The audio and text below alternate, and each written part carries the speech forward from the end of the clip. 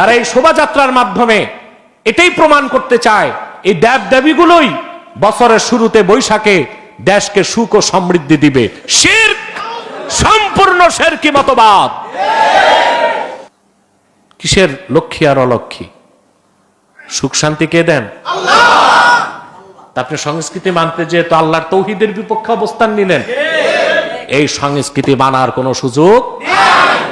বৈশাখ পালন করে বাঙালি, হাল খাতা উদ্বোধন করে, বৈশাখের মেলা করে, ফসল কাটার উৎসব করে। অতটুক সংস্কৃতি হিসেবে মানা যায়, কিন্তু পরবর্তীতে বৈশাখের নামে যে মঙ্গল শোভাযাত্রা রিলেট হয়েছে, এটা হিন্দুদের ধর্মীয় অনুষঙ্গ, এটা বাঙালি সংস্কৃতি নয়। এটাকে কখনোই মুসলমান সংস্কৃতির নামে গ্রহণ করতে পারে না। ইসলামও মানব, আবার বাঙালি সংস্কৃতির নামে হিন্দুদের প্রথাও মানব, এটা মুসলমানের চরিত্র না, এটা মুনাফিকদের চরিত্র। সংস্কৃতির নামে এক নতুন ভূত চেপেছে আমাদের ঘাড়ে, সেটা হচ্ছে কথিত পহেলা বৈশাখে মঙ্গল শোভাযাত্রা।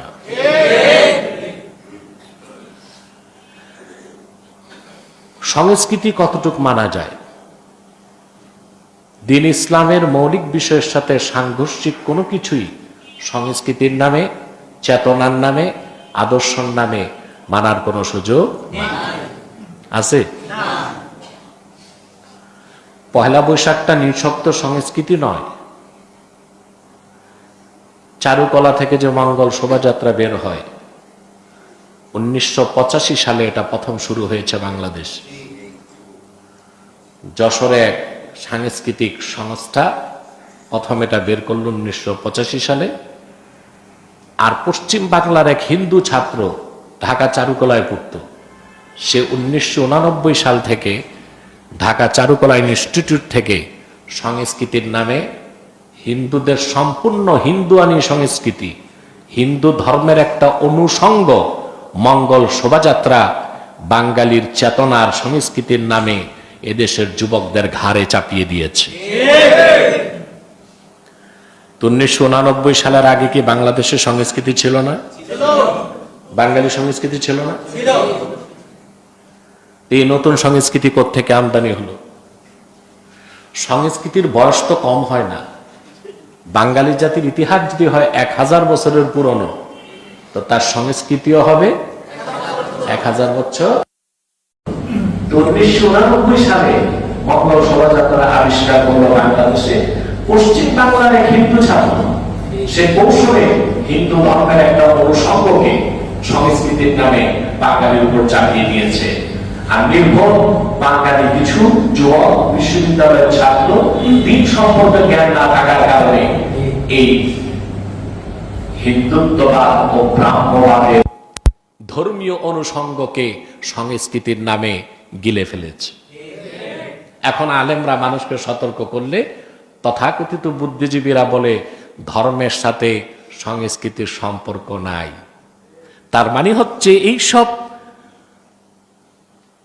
জন্তুগুলো, এই যে বুদ্ধিজীবী, এই পশুগুলো ইসলামের ধারণাই নাই। ইসলাম নিছক কোনো ধর্ম না, ইসলাম পূর্ণাঙ্গ জীবন বিধান।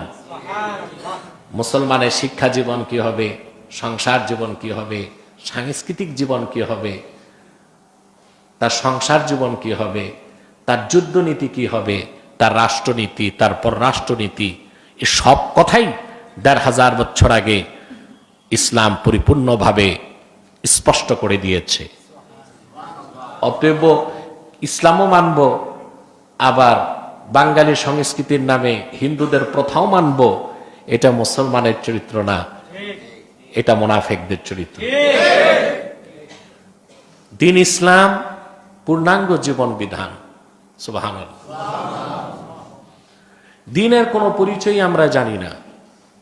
পূর্ণাঙ্গ দ্বীনের পরিচয়টা যে নিব সেই সুযোগও আমাদের নাই, কারণ আমাদের শিক্ষা ব্যবস্থা হয়ে গেছে এখন নাস্তিকবাদীদের দ্বারা পরিপুষ্ট। আমাদের শিক্ষানীতি, যে শিক্ষা ব্যবস্থা আছে, ব্যক্তিগতভাবে যদি সন্তানদেরকে দ্বীন না শিখান তো 10 বছর পর মসজিদ থাকবে, মুসল্লি খুঁজে পাবেন না, মাহফিল হবে, শ্রোতা পাবেন না, ঠিক কিনা? এবং মনে রাখবেন, যেদিন এই দেশে ইসলামও থাকবে না, মুসলমানও থাকবে না, বাংলাদেশ নামক কোন রাষ্ট্র বিশ্ব মানচিত্রে থাকবে না। স্পেন একটি মুসলিম অধ্যুষিত দেশ ছিল। বছরের পর বছর, শতাব্দীর পর শতাব্দী মুসলিমরা শাসন করেছে। স্পেন এখন একটি অমুসলিম রাষ্ট্র। পাশে আপনার ফিলিপাইন, ইতিহাস দেখেন, এটা একটা মুসলিম অধ্যুষিত ভূখণ্ড ছিল, সেটা এখন খ্রিস্টান রাষ্ট্র। নাকের ডগায় আরাকান, এটা একটা মুসলিম অধ্যুষিত জনপদ ছিল, এখন এটা উগ্র বৌদ্ধদের দখলে। তাহলে এদেশের স্বাধীনতা, সার্বভৌমত্ব টিকে থাকার জন্য মুসলিম জাতিসত্তার বিকল্প নেই। আর ইসলামকে যখন এ জাতি বাদ দিবে, তখন মুসলিম জাতিসত্তা হিসেবে টিকে থাকাও সম্ভব হবে না। দিন ইসলাম পরিপূর্ণ, পূর্ণাঙ্গ। আমাদের সংস্কৃতি কি হবে? ইসলামটা বলে দিয়েছে, ঠিক না? আল্লাহর হাবিব সাল্লাল্লাহু আলাইহি সাল্লাম যখন হিজরত করে মক্কা থেকে মদিনাতুল মুনাওয়ারাতে গেলেন, দেখলেন ওখানে একটা সংস্কৃতি, তারা নওরোজ, মেহেরজান, এই পারসিকদের কিছু সংস্কৃতি মানত। আল্লাহর হাবিব সাল্লাল্লাহু আলাইহি সাল্লাম তাৎক্ষণিক আল্লাহর পক্ষ থেকে নির্দেশনা নিয়ে মুসলমানদের জন্য ঈদ উল ফিতর আর ঈদ উল আজহা দুইটা উৎসবের দিন নির্ধারণ করে দিয়েছে। তা আমাদের সংস্কৃতি তো পরিপূর্ণ, ঠিক না? ইসলাম আমাদেরকে পূর্ণাঙ্গ জীবন বিধান দিয়েছে। আমার আনন্দ কি হবে, উৎসব কি হবে, সংস্কৃতি কি হবে, সব বলা আছে রাসূলুল্লাহর শরীয়তে। ওটা বাদ দিয়া মঙ্গল শোভাযাত্রা, উলুধ্বনি, তারপরে বাসন্তী কালারের শাড়ি পরে, আর ওই যুবকরা গেরুয়া, বৈষ্ণবরা যেই রকম কাপড় পরে, ওই রকমের কাপড় পরে, পায়ে আলতা, হাতে মেহেন্দি দিয়ে নারী পুরুষ যে উৎসব পালন করে, এটা বাঙালির সংস্কৃতি হলেও মুসলিমদের সংস্কৃতি নয়। ওই সংস্কৃতির কতটুকু মানতে পারবো, এটা একটা প্রশ্ন। কিছু শর্ত সাপেক্ষে সেই সংস্কৃতির কিছুটা মানা যায়, যদি সেটা দ্বীন ইসলামের সাথে সাংঘর্ষিক না হয়, যদি সেটা শিরক এবং কুফর থেকে মুক্ত হয়।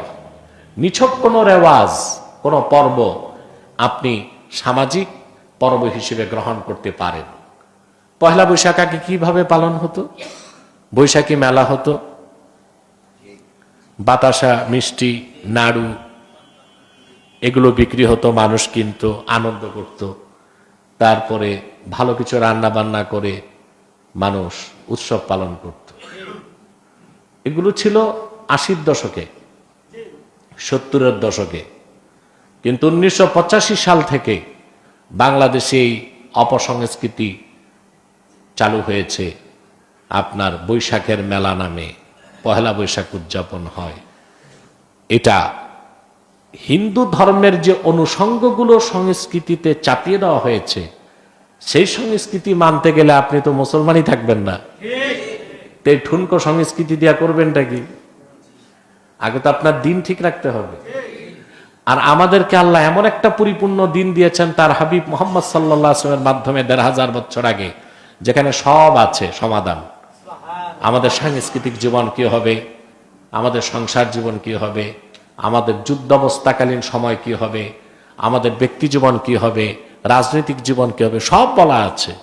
সেখানে দিনের বাইরে যে ভালো কিছু গ্রহণ করার সুযোগ নাই। মদিনা মুনাওয়ারায় তিনি ইহুদিদের মধ্যে সবচেয়ে বড় আলেম ছিলেন, আব্দুল্লাহ ইবনে সালাম।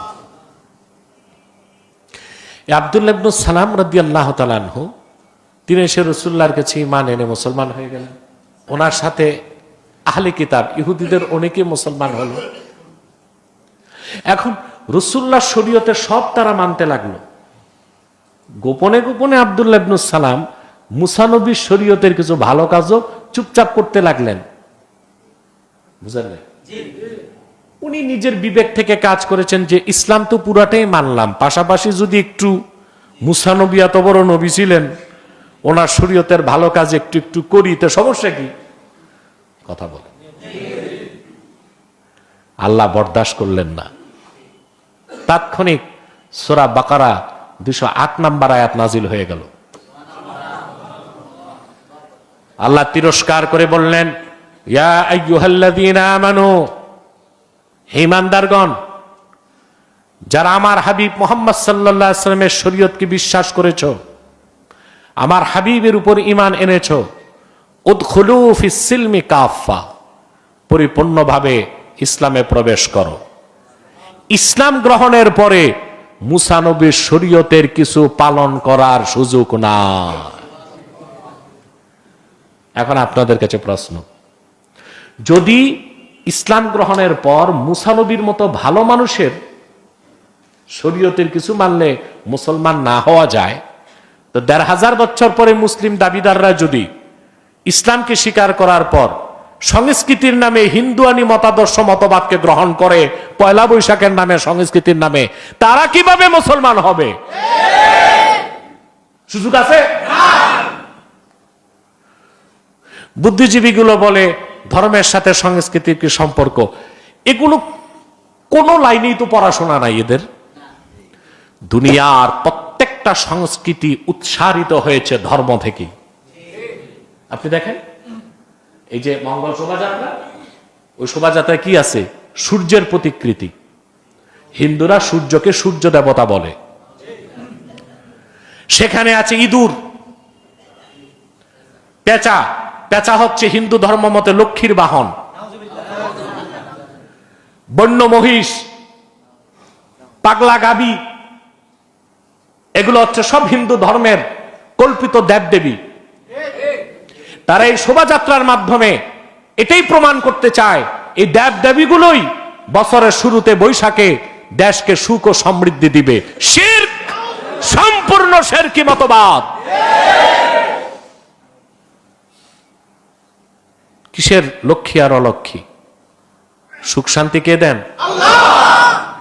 আপনি সংস্কৃতি মানতে যে তো আল্লাহর তৌহিদের বিপক্ষে অবস্থান নিলেন, এই সংস্কৃতি মানার কোনো সুযোগ নাই, কোনো সুযোগ নাই। হ্যাঁ, একটা মাত্রায় পারবেন মানতে। তারপরে এই বৈশাখ পাইলা কোত্থেকে? বাদশাহ আকবর 1584 খ্রিস্টাব্দে, কত হিজরি সনের অনুসরণে বাংলা সন প্রবর্তন করছেন মুঘল সম্রাট আকবর। উদ্দেশ্য কি ছিল?